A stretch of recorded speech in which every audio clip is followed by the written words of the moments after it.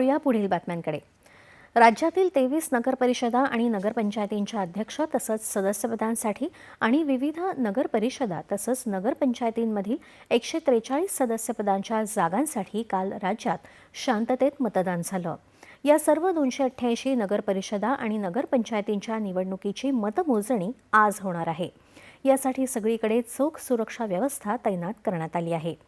बीड जिल्ह्यात संध्याकाळी 5:30 वाजेपर्यंत परळी बैजनाथ नगरपरिषदेसाठी 60%, अंबाजोगाईसाठी 64%, किल्ले धारूरसाठी 65%, तर बीड नगरपरिषदेसाठी 73% मतदानाची नोंद झाली. सांगली जिल्ह्यात शिराळा नगरपंचायतीसाठी 5:30 वाजेपर्यंत 86% मतदान झालं.